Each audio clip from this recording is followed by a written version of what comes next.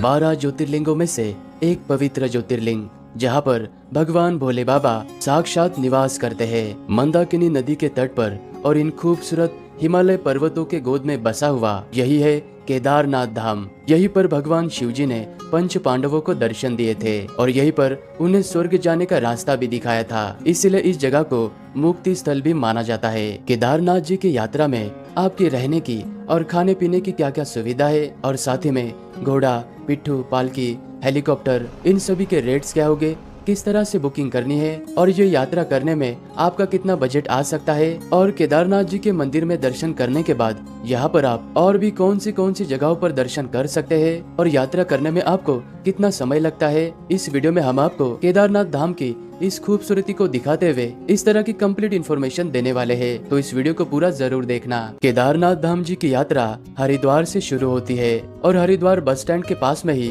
सोनप्रयाग तक जाने के लिए आपको बहुत सारी बसेस की सर्विस मिलती है और इन बसेस का किराया 700 से लेके 1000 तक का होता है और इनका टिकट आपको एक दिन पहले ही कराना पड़ता है। सुबह के 5 बजे से लेके 8 से 9 बजे तक यहाँ से सोनप्रयाग के लिए बसेस चलना स्टार्ट हो जाती है और यहाँ पर आप टैक्सी और शेयर टैक्सी करके भी सोनप्रयाग तक जा सकते हैं और हरिद्वार से सोनप्रयाग तक का 230 किलोमीटर का खूबसूरत सफर तय करने के बाद आप सोनप्रयाग में पहुंच जाओगे, जो कि ये केदारनाथ यात्रा का पहला पड़ाव है। रास्ते में हमें बहुत ज्यादा ट्रैफिक मिलने के कारण सोनप्रयाग तक पहुंचने में हमें रात होने वाली थी, इसलिए हमने सोनप्रयाग से 1.5 किलोमीटर पहले इस सीतापुर में होटल रूम ले लिया था और आपको सोनप्रयाग में भी होटल रूम, गेस्ट हाउस और डोरमेट्रीज मिल जाएगी। सोनप्रयाग में डोरमेट्री का 300 से लेकर 600 रुपए तक लिया जाता है और यहाँ पर होटल रूम का मई और जून महीने में 1500 से लेकर 2000, 3000 या 7000 तक भी जा सकता है, क्योंकि सीजन में यहाँ पर रेट बहुत ही ज्यादा हो जाता है। सोनप्रयाग में ही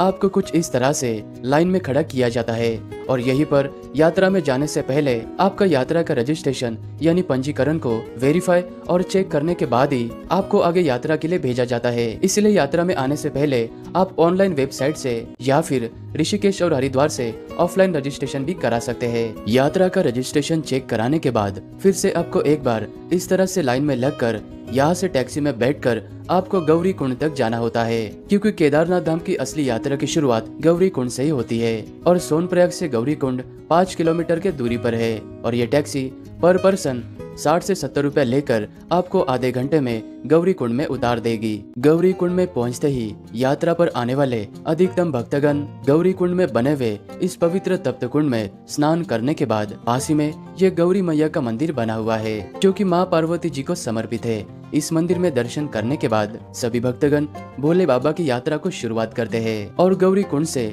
5 से 10 मिनट के ट्रैकिंग करने के बाद सामने आपको ये वाला एंट्री गेट नजर आएगा। ये प्रवेश द्वार नजर आने पर आप समझ लेना कि फाइनली केदारनाथ धाम की यात्रा की ट्रेकिंग की शुरुआत हो चुकी है। गौरी कुंड से लेके केदारनाथ जी के मंदिर तक का इस ट्रेकिंग के रास्ते का डिस्टेंस 16 किलोमीटर का बताया जाता है, लेकिन ये रास्ता 16 किलोमीटर का ना होके ये ट्रेकिंग वाला रास्ता 20 से 21 किलोमीटर का है। अगर आप गौरी कुंड से घोड़ा या खच्चर से केदारनाथ जी के मंदिर तक जाना चाहते हो तो उसका किराया यहाँ पर 3200 लिया जाता है। अगर आप यहाँ पर पालकी का इस्तेमाल करते हो तो पालकी का किराया यहाँ पर 7 से लेके 9-10 हजार तक लिया जाता है और यहाँ पर इस पिट्ठू का चार्जेस 3000 से लेके 6 या 7 हजार तक का हो सकता है। और मंदिर तक जाने के लिए सबसे आसान रास्ता है हेली सर्विस का, जो कि गुप्त काशी, फाटा, सिरसी इन 3 जगहों से केदारनाथ जी के मंदिर तक जाने के लिए हेलीकॉप्टर की सर्विस चलती है और हेलीकॉप्टर के जो भी रेट्स है वो आपको स्क्रीन के ऊपर नजर आएंगे और हेली सर्विस को बुकिंग करने के लिए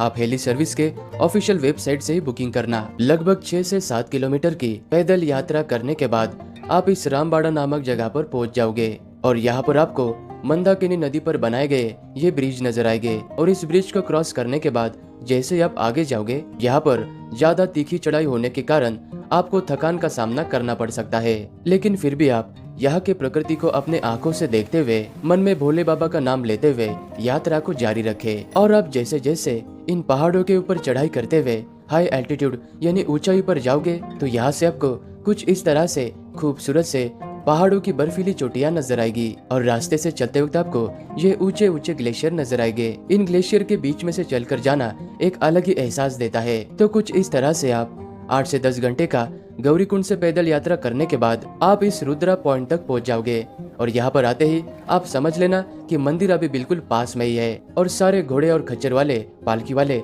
आपको यहीं पर उतार देंगे।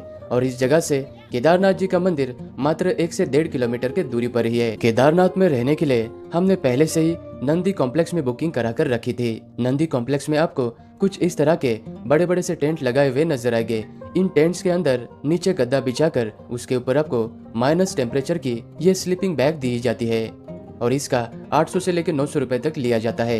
अगले दिन की सुबह होते ही 4 बजे के बाद में हम निकल पड़े थे दर्शन करने के लिए और रास्ते से जाते वक्त अचानक से स्नोफॉल स्टार्ट हो चुका था। इस वजह से मौसम बहुत ही सुहावना हो चुका था और कड़ाके की ठंड होने के बावजूद भी सभी भक्तगण इस तरह से लाइन में लगकर दर्शन करने के लिए जा रहे थे। और केदारनाथ जी के इसी मंदिर के गर्भगृह में बिल्कुल मध्य भाग में भगवान भोले बाबा का शिवलिंग विराजमान है और ध्यान से देखने पर आपको शिवलिंग के अग्र भाग पर आपको गणेश जी और माँ पार्वती जी का श्री यंत्र नजर आता है। और इसी मंदिर के आसपास में कई सारे धर्मशाला, गेस्ट हाउस और होटल्स भी बने हुए हैं। लेकिन मई और जून के महीने में ज्यादा भीड़ होने के कारण यहाँ पर सभी होटल्स के रेट थोड़े से ज्यादा बढ़ जाते हैं। और केदारनाथ जी के इस मंदिर के बिल्कुल पीछे आपको यह बड़ी सी शिला नजर आएगी। इस शिला को भीम शिला कहा जाता है। जब 2013 में यहाँ पर प्राकृतिक आपदा आई थी तो इसी भीम शिला ने केदारनाथ जी के इस मंदिर को बचाया था। और भीम शिला के यहाँ से आप मात्र 1 मिनट थोड़ा सा आगे चलकर आओगे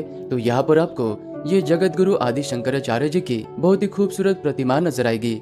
यहाँ पर भी आप एक बार दर्शन जरूर करना। केदारनाथ जी के धाम में एक ऐसा भी मंदिर है। इस मंदिर में अगर आप सच्चे मन से भगवान भोले बाबा के जयकारे लगाते हो तो इस मंदिर के अंदर जो पानी का कुंड है, इस कुंड से बबल्स यानी बुलबुले निकलते हैं। इस मंदिर को रेतस कुंड मंदिर कहा जाता है और ये मंदिर केदारनाथ जी के मंदिर से मात्र 10 मिनट के दूरी पर है। ये है काल भैरव जी का मंदिर, जो कि केदार घाटी का सबसे ऊंचाई पर स्थित ये भैरव बाबा का मंदिर है। और माना जाता है कि जब तक आप भैरव बाबा के दर्शन नहीं करते हो तब तक आपकी केदारनाथ जी की यात्रा अधूरी मानी जाती है। और जब 6 महीने के लिए केदारनाथ जी के कपाट बंद हो जाते हैं तब कहा जाता है कि भैरव बाबा ही इस केदार घाटी के साथ में ही केदारनाथ जी के मंदिर की रक्षा करते हैं। केदारनाथ जी के मंदिर के राइट साइड में आपको ये लोहे का पुल नजर आएगा। इस ब्रिज को क्रॉस करने के बाद लगभग 20 मिनट की चढ़ाई करने के बाद आप भैरव बाबा जी के मंदिर के पास में पहुंच जाओगे।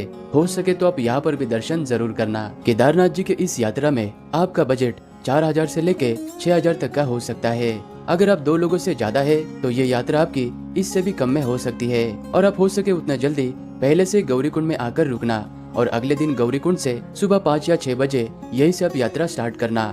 नहीं तो आपको भी हमारी तरह सोनप्रयाग में टैक्सी के लिए और रजिस्ट्रेशन चेक करने के लिए 3 से 4 घंटे आपके ऐसे वेस्ट हो जाएंगे। और यहाँ पर मई और जून महीने में सीजन और भीड़ होने के कारण सभी होटल्स के रेट बढ़ जाते हैं। और मानसून में जुलाई और अगस्त में यहाँ पर कभी भी लैंडस्लाइड और ज्यादा बारिश होने की संभावना रहती है, तो आप सितंबर में भी कर सकते हैं। उस वक्त आपको कम बजट लगेगा। और केदारनाथ जी के मंदिर के आसपास में और पूरे रास्ते में आपको खाने पीने की कोई भी कमी नहीं होने वाली। और केदारनाथ जी के इस मंदिर से लेके वापस गौरीकुंड तक जाने के लिए आपको 6 से 7 घंटे का समय लगता है। और केदारनाथ में कभी भी मौसम बिगड़ सकता है, इसलिए आप आपके साथ में थोड़े से गर्म कपड़े जरूर रखना। तो इस तरह से आप केदारनाथ जी की यह यात्रा कर सकते हैं।